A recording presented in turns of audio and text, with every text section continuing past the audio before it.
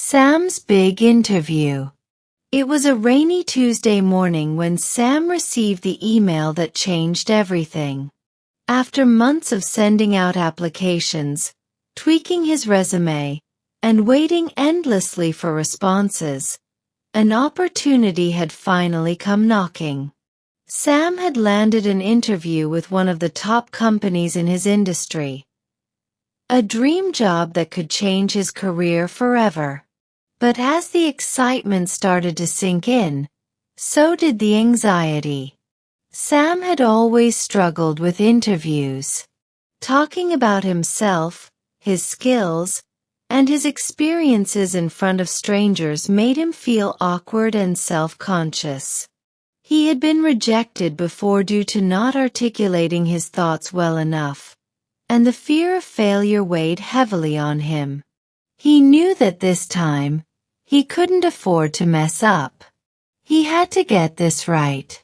Before we dive into today's story, if you're looking for practical tips and insights that can completely transform your interview experience, hit that subscribe button and turn on the notification bell. We're here to guide you every step of the way toward acing your next job interview. Don't miss out on the upcoming videos packed with useful content designed just for you. Sam knew the first step was research. He had to know the company inside and out. He dove deep into TechNexus's history, how it started as a small startup that grew into a tech giant over the last decade. He learned about their recent projects, their corporate culture, and their vision for the future. Sam wanted to be able to speak the company's language and demonstrate that he was not just another candidate, but someone who truly understood and aligned with their values. But as Sam sat in front of his laptop, going over his notes, the same old fears began to creep in. Research was easy. But how would he present himself in the interview? How would he avoid the pitfalls of nervousness that had plagued him before?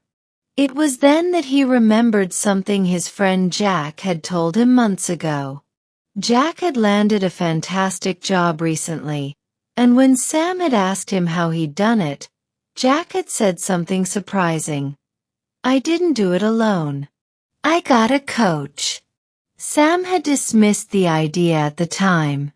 He didn't think he needed a coach. After all, it was just talking, right? But now, faced with the prospect of a make-or-break interview, he realized that he needed help. He needed someone to guide him through the process, to teach him how to communicate his value clearly and confidently. That's when he decided to call Mr. Anderson. Mr. Anderson was a seasoned professional and an expert in communication. He had spent years coaching people on how to present themselves, not just in interviews but in all areas of life. Sam had met him at a networking event a year ago, and while they hadn't stayed in touch regularly, Sam knew that if anyone could help him, it was Mr. Anderson. When Sam called and explained his situation, Mr. Anderson was happy to help. They arranged to meet the next day at a quiet coffee shop. "So, you're interviewing at TechNexus?" Mr. Anderson asked as they sat down with their drinks. "That's impressive. They don't interview just anyone." Sam smiled nervously. "Yeah. But I'm worried I'll blow it like I've blown the others." Mr. Anderson leaned back in his chair, studying Sam for a moment. "What makes you think you'll blow it?" "I get nervous," Sam admitted. "I freeze up. I'm terrible at talking about myself, and when they ask tough questions, my brain just shuts down." Mr. Anderson nodded thoughtfully. "You know, Sam, it's not uncommon to feel that way. But what if I told you that interviews aren't about having all the right answers? They're about having a conversation. They're about showing who you are, not just what you've done. Sam frowned. But I don't know how to do that. That's what we're going to work on, Mr. Anderson said with a reassuring smile. Step 1. The foundation, self-reflection. Before they even began practicing interview techniques, Mr. Anderson insisted that Sam do something unexpected. Self-reflection. Before you can convince anyone else of your value, Mr. Anderson explained, you need to be convinced of it yourself. He handed Sam a notebook and asked him to write down the answers to a few key questions. What are your strengths? What makes you passionate about your field? What are your proudest achievements? What value do you bring to the table that no one else can? Sam spent the next few days thinking hard about these questions. At first it was difficult. Like many people, he struggled to articulate his own strengths without feeling boastful or unsure. But the more he wrote, the clearer it became. Sam realized that he had a lot to offer. He just needed to learn how to communicate it. For example, one of his strengths was his ability to solve complex problems under pressure. During his previous job, he had led a project that was falling behind schedule, and through sheer determination and strategic planning, he had managed to get the team back on track. It wasn't an earth-shattering accomplishment, but it demonstrated his resilience, leadership, and ability to deliver results. Sam needed to highlight stories like this during his interview. Step 2. Nonverbal communication. Mastering the first impression. With his self-reflection complete, Sam felt a bit more confident. But Mr. Anderson reminded him that interviews begin long before the first question is asked. The moment you walk into that room, you're being evaluated, Mr. Anderson said.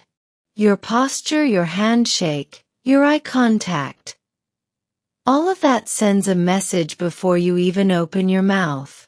They spent hours practicing these small but crucial details. Mr. Anderson showed Sam how to walk with purpose and confidence, how to offer a firm but not overpowering handshake, and how to maintain eye contact without coming across as intimidating. It's about finding the right balance, Mr. Anderson explained. You want to project confidence, but you also want to be approachable. Sam practiced these nonverbal cues until they felt natural. He noticed that even when he wasn't speaking, his body language could make a powerful impact. It was all part of the communication process, and it gave him a sense of control he hadn't felt before. Step 3. The elevator pitch. Telling your story. Now that Sam had laid the groundwork, it was time to tackle one of the most critical parts of any interview. The elevator pitch. Tell me about yourself, Mr. Anderson said one afternoon, simulating the start of the interview. Sam froze. This was the question he had always dreaded. How could he sum up his entire career in just a few sentences? How could he talk about himself without sounding either too humble or too arrogant? Take a breath, Mr. Anderson advised. Start with where you are now, briefly touch on your past experience, and then finish by explaining what excites you about this opportunity.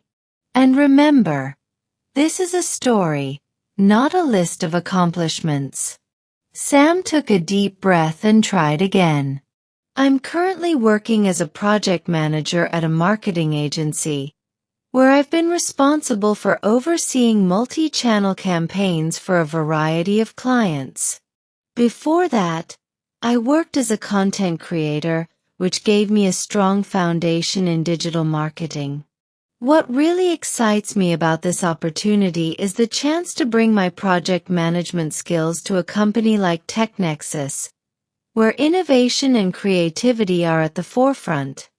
It wasn't perfect, but it was a start. Over the next few days, Sam refined his elevator pitch, adding more personal details to make it feel authentic. He practiced until it rolled off his tongue naturally. Step 4. Mastering the STAR method.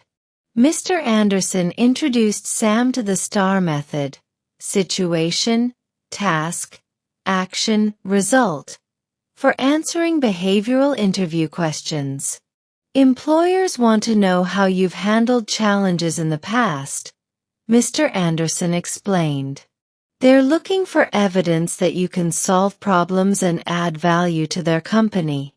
They spent several sessions going over common behavioral questions. Sam learned how to structure his answers using the STAR method. Situation. Describe the context or challenge. Task. Explain your role in addressing the challenge. Action. Detail the steps you took to solve the problem. Result. Highlight the outcome and any measurable impact.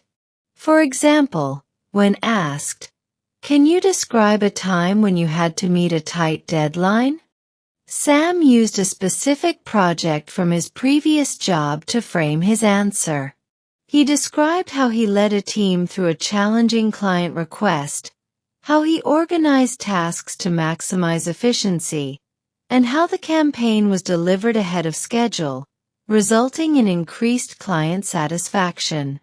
As Sam practiced, his confidence grew. He began to see that interviews weren't about tricking the interviewer or putting on a performance. They were about storytelling.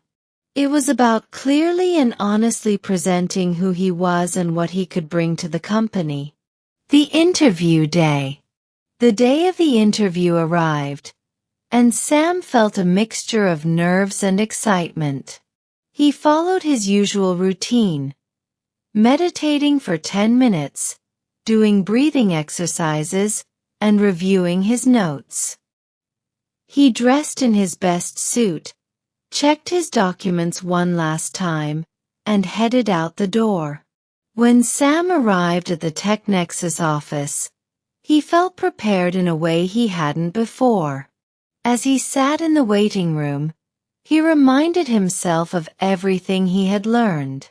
He focused on his posture, making sure to sit up straight with a calm, confident demeanor. Finally, the interviewer appeared. "Sam," she said, extending her hand. Sam stood, smiled, and shook her hand firmly. "Yes, that's me. It's great to meet you." The interview began, and Sam felt the usual flutter of nerves. But this time, he didn't let them control him. He remembered Mr. Anderson's advice and took a deep breath. The first few questions were straightforward. "Tell us about yourself. Why do you want to work at TechNexus?" Sam had his answers ready. He told his story confidently, weaving in his experiences and passions. The interviewer nodded along, clearly engaged. Then came the harder questions, the behavioral ones. Sam used the STAR method to frame his answers, telling detailed stories about his past work experiences and how he had overcome challenges. He felt the interviewer's interest deepen as he spoke. For the first time in his life, Sam felt like he was in control of the conversation. The interview flew by, and before Sam knew it, it was over. "Thank you so much for coming in," the interviewer said, standing up. "We'll be in touch." As Sam walked out of the building, he felt a sense of accomplishment he hadn't felt in a long time. He had done it. He had gone through the entire interview without freezing up, without losing his confidence. Even if he didn't get the job, he knew he had given it his best shot. The waiting game. The final lesson. The days after the interview were agonizing. Sam replayed every answer in his mind, wondering if he could have said something better. But as time passed, he began to realize something important. Whether he got the job or not, he had already won. Sam had conquered his fear of interviews. He had learned how to communicate his value clearly and confidently, and that was a skill he would carry with him for the rest of his life. A week later, his phone buzzed. "Sam? This is Emily from TechNexus. I'm calling to let you know that we were really impressed with your interview. We'd like to offer you the position." Sam's heart soared. He had done it. He had beaten his fear, and he had gotten the job. Sam's story is one of growth, learning, and conquering self-doubt.